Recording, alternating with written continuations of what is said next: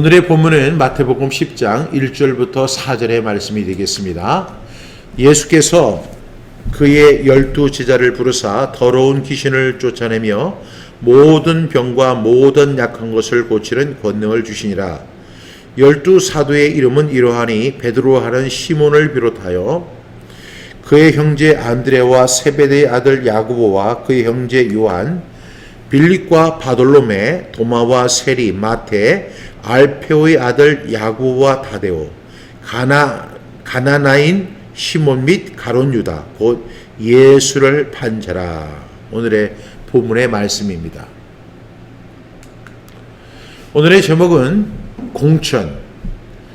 우리 마태복음 10장 1절부터 4절의 말씀을 통해서 공천이라는 제목으로 하나님의 말씀을 함께 나누려고 합니다. 지난주에 예수님께서 제자들에게 이렇게 말씀하셨죠. 추수할 것은 많되 일꾼이 부족하다. 그래서 너희 추수하는 주인에게 청하여 추수할 일꾼들을 보내주소서 하라. 이렇게 말씀해 주셨습니다. 하나님의 귀한 사역을 감당하는 가정에는 복음의 내용도 중요하지만 복음의 내용을 가지고 전달하는 발의 역할 매우 중요하다고 지난 주간에 말씀을 드렸습니다. 그런데 정말로 휘어져 추수하게 되었는데 추수할 일꾼들이 너무나 부족한 세상에 우리가 살고 있습니다. 그래서 주님은 이렇게 말씀하세요. 추수할 것은 정말 많다. 그런데 일꾼이 부족하구나. 그래서 추수하는 주인에게 청하여 추수할 일꾼들을 보내주소서. 이렇게 요청하라고 말씀해 주셨습니다. 정말로 그렇습니다. 지금 이 시대는요. 추수할 것은 너무너무 많아요. 우리 성경암송학교의 사역만 봐도 추수할 것이 너무너무 많아요. 해야 할 것이 너무나 많고 전달해야 할 것이 너무나 많습니다. 그런데 참 안타까운 것은 추수하는 일꾼이 너무나 부족하다는 안타까운 현실 앞에 우리가 놓여 있다는 사실입니다. 그래서 이렇게 해서 우리는 9장의 말씀을 끝냈고 바로 10장으로 이어지는데 10장에서는 바로 예수님께서 12 제자를 부르사 더러운 귀신을 쫓아내며 모든 병과 모든 약한 것을 고치는 권능을 주셨다라고 이렇게 시작을 하게 됩니다. 예수님께서 제자를 부르셨습니다. 그리고 그 제자들에게 더러운 귀신을 쫓아내며 그리고 모든 병과 모든 약한 것을 고치는 능력을 주셨다라고 말씀해 주셨습니다. 그러면서 12 사도의 이름을 소개합니다. 베드로라는 시몬, 그리고 그의 형제 안드레, 세베대의 아들 야고보, 그리고 야고보의 형제 요한, 그리고 빌립, 바돌로메, 도마, 그리고 이 마태복음의 저자인 세리 마태, 그리고 알페오의 아들 다데오, 그리고 가나안인 시몬, 그리고 예수님을 판 가룟 유다까지 12명의 제자를 선발하시는, 즉 공천하시는 모습을 보게 됩니다. 지금 여러분 뉴스를 통해서 또 현장을 통해서 제22대 국회의원 선거가 시작되고 있는데 각 당에서는요 그 공천 문제로 아주 시끌벅적한 것을 여러분 목격하고 있습니다. 그 공천을 받기 위해서 많은 사람들이 노력합니다. 그러면서 이야기를 내가 적임자야. 내가 이 일을 제일 잘할 수 있어. 내가 나가면 선거에서 반드시 승리할 수 있어. 이렇게 이야기를 하면서 자신이 적임자라고 막 내세웁니다. 그런데 이 공천의 과정을 보면 어떤 사람은 공천을 받기도 하고 어떤 사람은 공천을 받지 못해서 막 울분을 토해내기도 하고 탈당하기도 하고 막 화를 내고 막 이런 경우를 많이 보게 됩니다. 여러분 이러한 공천을 하는 모습을 보면서 사람을 세우는 일이 얼마나 중요한 것인가. 지난주에 추수할 것은 많은데 일꾼이 부족하다. 사람의 문제라고 말씀드렸잖아요. 그래서 추수하는 주인에게 청하여 추수할 일꾼들 사람을 보내달라고 그렇게 요청하라고 예수님 말씀하십니다. 정말로 머리머리 해도 머리가 중요한 것이 아니라 뭐니 해도 사람이 중요한 것입니다. 사람을 세우는 일, 일꾼을 세우는 일은요, 그 어떤 일보다도 중요하다는 사실을 우리 모두는 잘 알고 있습니다. 여러분, 이 공천이라는 말이 무슨 뜻입니까? 공정하고 정당하게 추천하는 것이 공천입니다. 또 두 번째 뜻은 이런 것이죠. 맡겨진 일을 감당할 만한 사람을 추천하여 인증하는 것이 바로 공천이라고 이야기합니다. 오늘 예수님께서 12제자를 공천하시는 장면을 볼 수가 있는데요. 이 공천은 예수님의 공정하고 정당하게 추천된 사람들이었고, 동시에 이 맡겨진 일을 감당할 수 있는 그런 사람이었고, 그런 사람을 추천하여 세우시는 장면을 볼 수가 있습니다. 그런데 이 본문에는 언급되어 있지 않지만 예수님께서 이 12제자를 세우는 과정 속에서 예수님이 그냥 12명을 이렇게 불러서 나를 따르라, 내가 사람을 낚는 어부가 되게 하리라, 이렇게 부르셨지만은 예수님이 그 사람들을 한 사람 한 사람 세워서 12명의 제자를 세우시는 일을 하실 때는 그 전에 무슨 일을 하셨냐면 밤을 새워 기도하셨다는 거예요. 그 예수님을 하나님 앞에 예수님이 그 12명을 천거하고 공천하기 위해서 밤새도록 하나님과 기도하면서 하나님의 뜻을 구했다는 사실을 볼 수 있습니다. 그것이 바로 누가복음 6장 12절부터 13절에 나오는 말씀인데요. 우리 한 목소리로 함께 읽겠습니다. 이때 예수께서 기도하시러 산으로 가사 밤이 새도록 하나님께 기도하시고 밝음에 그 제자들을 부르사 그 중에서 12를 택하여 사도라 칭하셨으니, 예수님께서 뭐하러 가셨어요? 기도하시러 산에 가셨어요. 그리고 밤새도록 하나님 앞에 기도하는 거예요. 어떤 내용을 가지고 기도하느냐 하면 그 다음 13절에 보니까 밝음에 그 제자들을 부르시는데, 세우시는데 그 중에서 12명을 택하셨다는 거예요. 그러니까 우리가 분명히 알 수 있는 사실은 12명만 있었던 것은 아닌 것 같아요.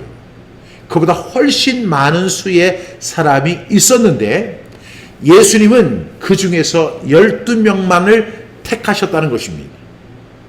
이 12명을 택하는 과정을 위해서 예수님 뭐 하셨어요? 산으로 가셔서 밤새 하나님께 기도하면서 하나님의 뜻을 구했다는 사실을 볼 수 있는 것입니다. 예수님이니까 그냥 아무 사람이나 그냥 세워서 이 사람을 12명의 제자 안에 들어가게 하신 것이 아니고, 그 12명의 제자를 세우기 위해서 산으로 가셔서 밤새 기도하시고 하나님의 뜻을 구하신 다음에 그 여러 사람들 가운데서 12명을 선택하셨다는 아주 어려운 공천의 과정을 거치셨다는 사실을 볼 수 있습니다. 이렇게 예수님은요, 12명의 제자를 아무나 세운 것이 아니라 기도하시면서 하나님의 뜻을 구하면서 밤새 기도하시며 그 12명을 세우셨다는 사실을 분명히 알 수 있습니다. 이렇게 사람을 세우는 일은 굉장히 중요한 일입니다. 여러분, 공천이라는 것은 사람을 추천하고 인정하는 것이라고 말씀을 드렸는데요. 여러분, 추수할 것은 많은데 일꾼이 너무나 부족합니다. 여러분, 이 한국 땅에, 이 한국 교회가 다시 회복될 수 있는 방법이 무엇이라고 생각하십니까? 저는요, 한 번을 생각하고 10번을 생각하고 100번을 생각해도 교회 중심이 돼서는 안 된다고 생각해요. 그것은 가정 중심이 돼야 돼요. 다시 말하면 쉐마의 명령대로 내 자녀에게 부지런히 가르치며 집에 앉았을 때, 길을 갈 때, 누워있을 때, 일어날 때 이 말씀을 강론하여 가정 속에서 하나님의 사람으로 양육시키는 일이 반드시 가정 속에서 이루어져야 되는 거예요. 이것이 구약의 지상 대명령입니다. 그러나 여러분, 어떤 목사님도, 어떤 신학자도, 어떤 교육학자도 이렇게 이야기하지 않습니다. 그냥 우리가 열심히 모여서 기도하고 그 다음에 우리가 선교하고 복음 전하면 될 것이라고 이야기합니다. 그렇지 않습니다. 우리의 교회가 부흥되고 한국 교회가 다시 회복될 수 있는 유일한 방법은 그것이 뭐냐면 정말로 가정 속에서 가정 복음화가 먼저 일어나는 것입니다.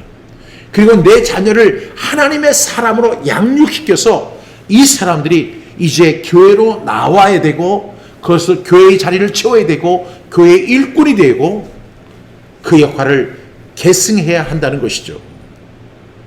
이러한 가정을 놓고 볼 때 일꾼은 자동적으로 이렇게 세워지는 것이 아니라 이렇게 공천하고 인정하는 일을 통해서 이루어진다는 사실을 볼 수 있습니다. 오늘 1절 말씀을 통해서 우리가 분명히 볼 수 있는 것은 예수님이 왜 제자들을 세우셨을까 하는 질문입니다. 예수님 혼자서 충분히 그 사역을 감당할 수 있잖아요. 그리고 예수님이 지금 이 뽑은 사람들이 볼 때 우리가 볼 때는 그렇게 대단한 사람이 아니거든요. 예수님이 하시는 것이 이 사람들 12명이 하는 것보다 100배, 1000배, 만배로 많을 수가 있어요. 그런데 예수님이 왜 이 12명의 제자들을 밤이 새워 기도하시면서 하나님의 뜻을 구하면서 이 사람들을 선발했을까요? 왜 공천했을까요? 1절 말씀에 그 해답이 있습니다. 시작. 예수께서 그의 12제자를 부르사 더러운 귀신을 쫓아내며 모든 병과 모든 약한 것을 고치는 권능을 주시니라. 이렇게 말씀하고 있습니다. 즉 더러운 귀신을 쫓아내고 모든 병과 모든 약한 것을 고치는 권능을 그 12명에게 주시기 위해서 그 12명을 부르신 것이라는 거죠. 여러분, 더러운 귀신을 쫓아내고 모든 병을 고치고 모든 약한 것을 고치는 능력이 누구에게 있습니까? 우리 주님에게만 있습니다. 그런데 주님이 이 일을 지금 12제자들에게 나눠주기 위해서 그 12제자를 세웠다는 사실을 말씀하고 있는 것입니다. 즉 12제자는 예수님의 사업을 이어받고 예수님의 가르침을 계승하기 위해서 부르심을 받은 사람들입니다. 예수님이 지상에 머무는 시간이 우리가 성경적으로 보게 되면 채 3년 정도의 시간밖에 되질 않아요. 그런데 예수님이 만약에 이 3년의 시간을 채우고 다시 승천하시게 되면 그 예수님이 하셨던 그 사역이 지속될 수 없거든요. 그래서 예수님은 그 사역이 계속 지속되고 계승되게 하기 위해서 예수님이 몇 명을 세우신 거예요? 12명의 사도를 세우신 것입니다.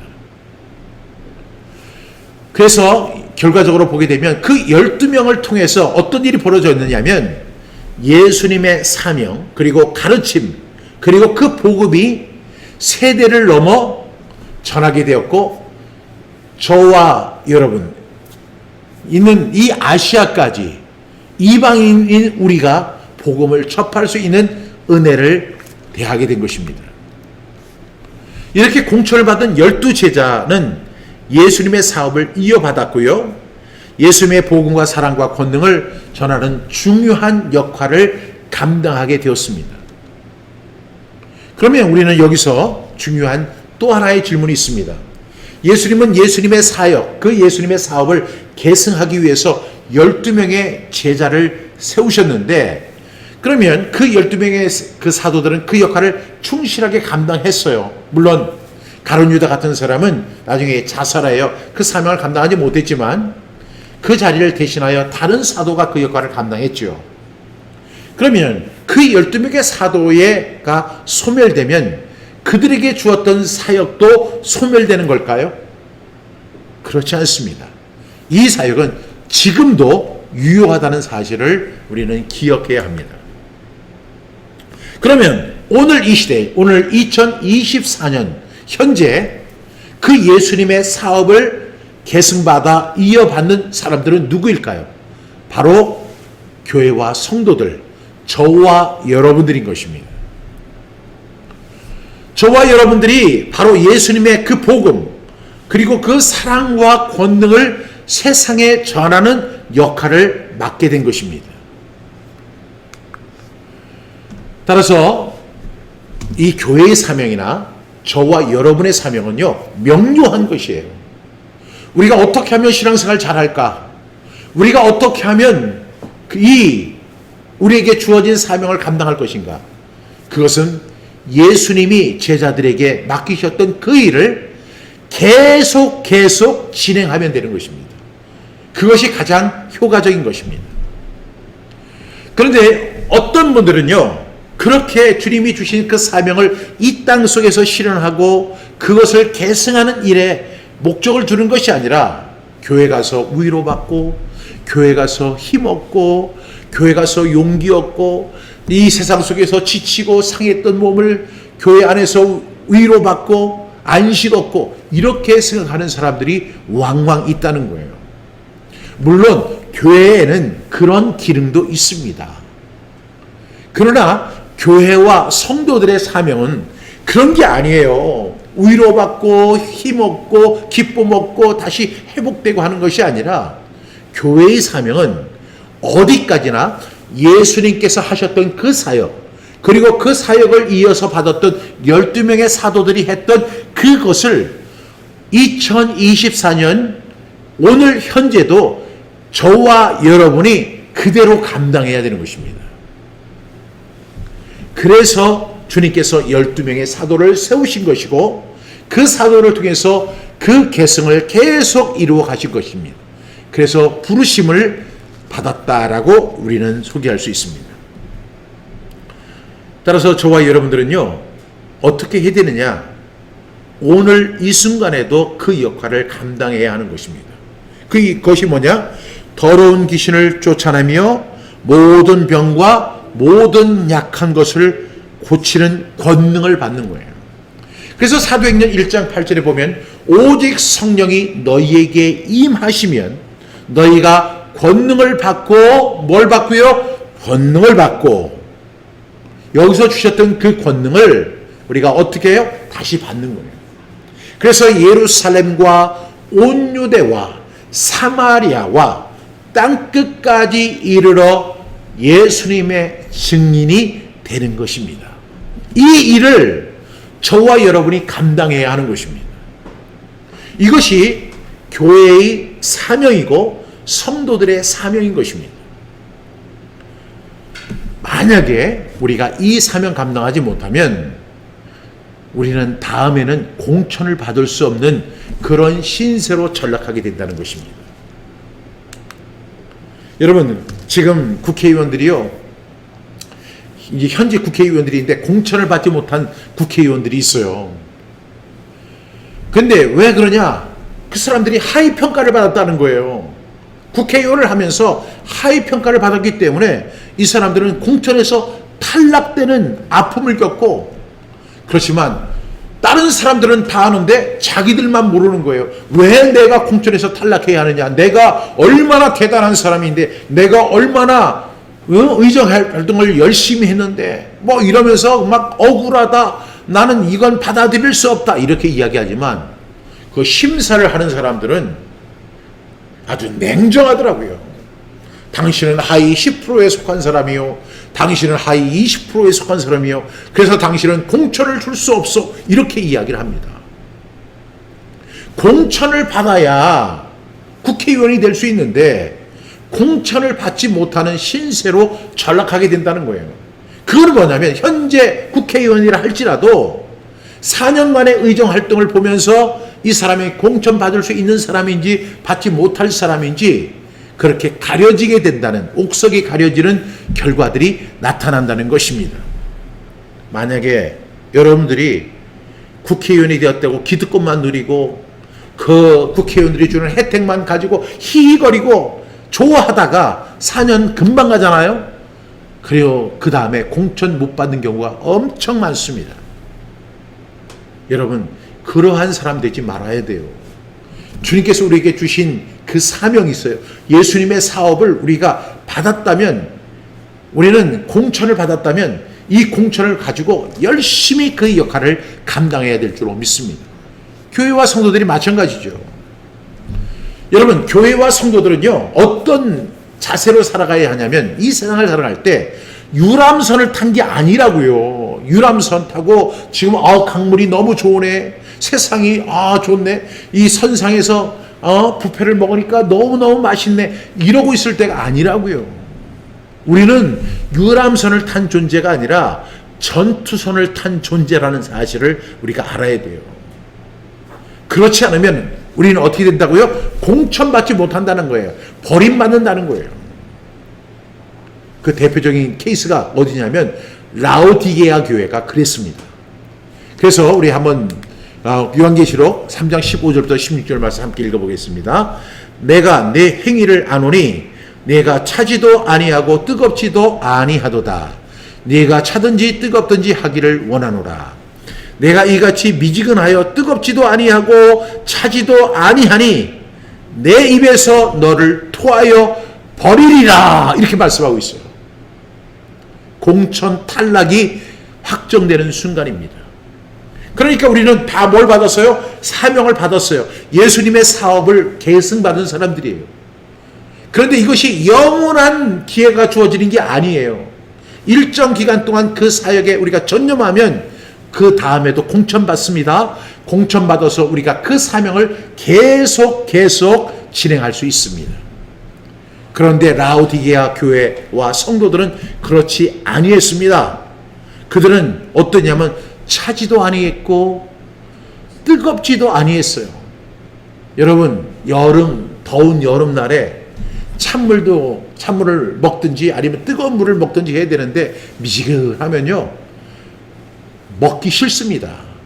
토하여 내치는 그런 결과 얻지 않기를 주님의 이름으로 축복합니다. 우리가 또다시 여기서 2절 말씀 이하를 통해서 볼 수 있는 사실은 예수님의 공천 기준이 그럼 어떤 기준인가 하는 것입니다. 예수님의 공천 기준은요, 세상의 공천 기준과 다르다는 거예요. 예수님은 그 귀한 사명, 여기 1절에 더러운 귀신을 쫓아내며 모든 병과 모든 약한 것을 고치는 권능을 주셨어요. 이 사명을 우리에게 주셨는데, 주님의 사업을, 이것을 감당하시기 위해서 예수님께서 12명의 제자들, 사도들을 공천하십니다. 그런데 이 공천의 기준이 세상의 기준과 완전히 다르다는 거예요. 여러분, 지금 국회의원이 되는 분들은요, 세상적으로 보면 그 사람들은 뭔가 뛰어난 사람들이에요. 좋은 대학을 나왔든지, 어떤 좋은 영향력을 갖고 있든지, 어떤 업적이 있든지, 어떤 사회적 영향력을 가지고 있는 사람들이에요. 그런데 예수님께서 불렀던 그 12명의 사람들은 이렇게 국회의원들 공천받는 것을 놓고 볼 때 그런 기준하고 완전히 달랐다는 것입니다. 2절에서 4절 말씀을 보게 되면 12제자의 이름으로 밝히고 있는데 유독 마태와 가룟 유다가 도드라지게 그들을 소개하고 있습니다. 근데 이 마태는 뭐 하는 사람이었어요? 그 당시에 매국노라고 하는 세리라고 하는, 그리고 이 세리는 항상 죄인들과 동등시되는 사람이었어요. 세리와 죄인, 이렇게 이야기를 하거든요. 그러니까 이 세리가 얼마나 사람들에게 천대를 받고 무시를 당하는 존재인지 몰라요. 그런데 이 마태복음을 기록한 사람이 바로 마태인데, 마태는 자기 자신을 세리였다라고 도드라지게 설명합니다. 그러면서 또 4절에는 가나안인 시몬 및 가룟 유다 곧 예수를 판 자라, 예수를 판 가룟 유다에 대해서도 설명합니다. 여러분, 이렇게 된다면 이것은 분명히 세상의 기준과 하나님의 기준, 예수님의 기준이 완전히 다르다는 것을 볼 수가 있습니다. 많은 사람들은 만약에 제가 마태복음을 했다면 그 부끄러운 치부를 어떻게든지 가리려고 할 거예요. 그리고 자기의 좋은 점만 이야기하려고 했을 것입니다. 그런데 마태도 그렇게 하지 않았어요. 자신의 치부를 그대로 드러냈습니다. 그렇게 했던 이유가 뭐라고 생각하십니까? 마태가 이 마태복음을 기록하면서 느꼈던 것은 세상의 원리와 하나님의 원리가 완전히 다른구나. 만약에 세상의 원리라고 한다면 이 세리 마태는 절대로 공천받지 못했을 거예요. 그렇죠?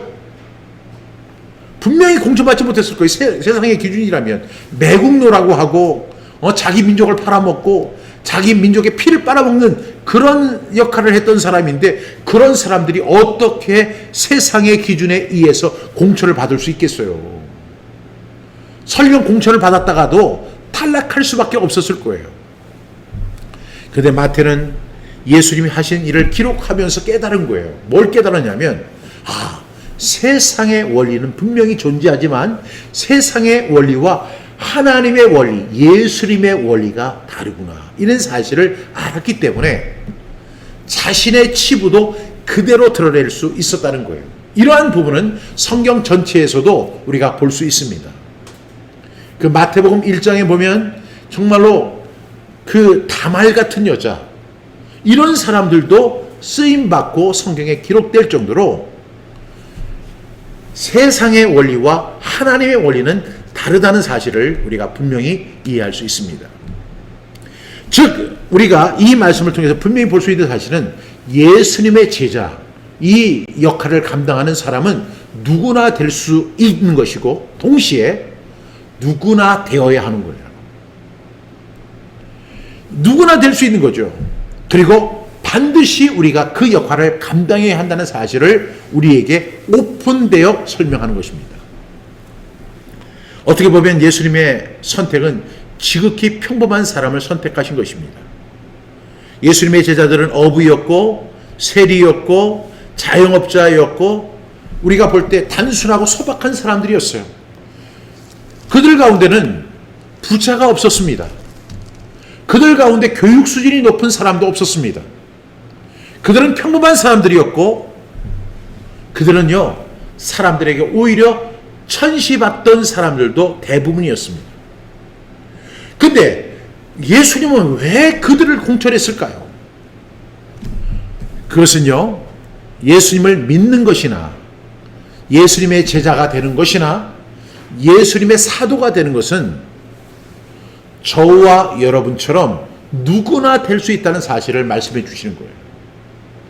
이것을 가리켜 우리가 뭐라고 설명하느냐면 하나님의 은혜라고 이야기하는 거예요.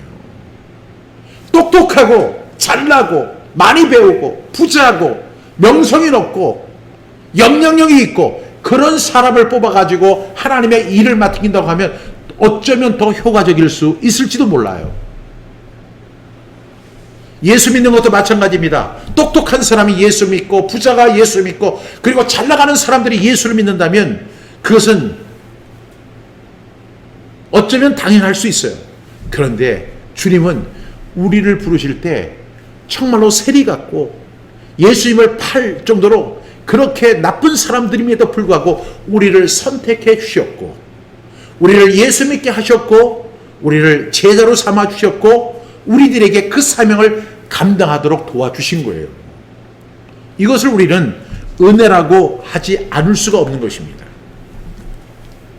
당시에 또 이 사람들은요 가룟 유다를 제외하고는 가룟이라고 하는 지역에서 이 사람이 왔기 때문에 이 사람이 가룟 유다가 된 것이거든요. 근데 그 외의 제자들은 한 번도 갈릴리 지방 인근에 살았고 팔레스타인 지역을 한 번도 벗어나지 못한 사람들이 대부분이었습니다. 이들 가운데는 학자도 없었어요. 정치가도 없었어요. 그 중에 사두개파 사람들도 없었고 바리새파 사람들도 없었어요. 그들 가운데는 부자도 없었고 권력층도 없었어요. 근데 주님은 그들을 선택하셨어요. 참 놀라운 일 아닐까요? 이것은 주님의 선택이요 인간의 척도 즉 가문과 혈통을 중시하던 당대의 유대적 전통을 완전히 뛰어넘었다는 사실을 우리에게 보여주는 거예요. 당시에 그 유대의 전통은 뭐예요? 완전히 가문이죠. 그리고 혈통이죠. 그런데 그것을 뛰어넘어서 모든 사람에게 주시는 하나님의 은혜가 나타나입니다. 복음과 제자가 되는 것은요 세상의 기준이 아닌 범우주적인 특성을 우리에게 시사해 주고 있는 거예요. 우리가 볼 때는 왜 그런 사람을 뽑았어요? 이렇게 이야기할지 모르지만 그런 사람을 뽑았기 때문에 저와 여러분이 예수 믿고 그리고 이 사업을 이 제자의 사역을 감당할 수 있게 된 것입니다.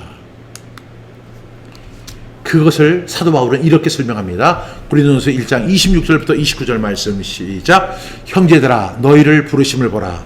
육체를 따라 지혜로운 자가 많지 아니하며 능한 자가 많지 아니하며 문벌 좋은 자가 많지 아니하도다. 그 다음에 그러나 하나님께서 세상에 미련한 것을 택하사 지혜 있는 자들을 부끄럽게 하려 하시고 세상에 약한 것들을 택하사 강한 것들을 부끄럽게 하려 하시며 그 다음에 하나님께서 세상에 천한 것들과 멸시받는 것들과 없는 것들을 택하사 있는 것들을 폐하려 하시나니 그 다음에 29절 이는 아무 육체도 하나님 앞에서 자랑하지 못하게 하려 하심이라.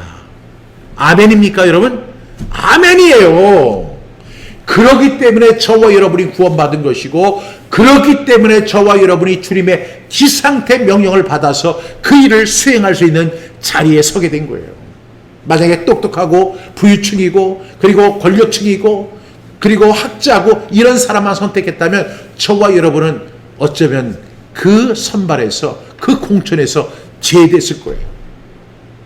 그런데 하나님의 방식과 사람의 방식은 다릅니다. 이렇게 하나님의 공천은요 범우주적이고 약한 자를 들어서 강한 자를 부끄럽게 하시는 하나님의 탁월한 전략입니다. 그래서 나 같은 사람도 구원받을 수 있는 것이고 나 같은 사람도 하나님의 종으로 쓰임받을 수 있게 된 것을 우리 감사하는 저와 여러분 되기를 주님의 이름으로 축복합니다. 오늘 우리는요 예수님이 12제자를 공천하신 장면을 봤어요.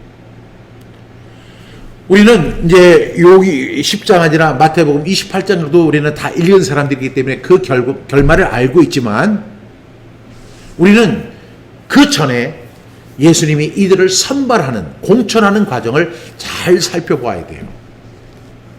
예수님 어떤 사람을 뽑으셨는가? 세상은요 똑똑하고 능력 있고 우수한 사람들을 뽑는 거지만 하나님의 공천 방식은 완전히 다르다는 거예요. 이것은 왜 그럴까요?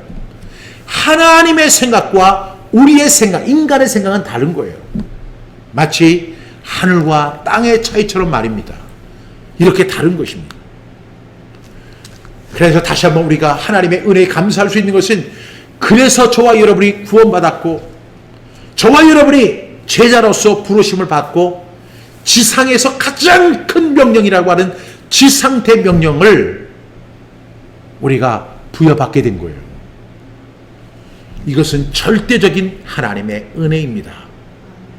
나 같은 사람 아무리 봐도 나 같은 사람 연약하지만 나 같은 사람을 들어서 하나님의 귀한 사역 맡겨주시는 하나님의 은혜 그리고 나 같은 사람을 구원해 주시는 하나님의 그 은혜 자비로우신 은혜에 감사하는 저와 여러분 되기를 주님의 이름으로 축복합니다.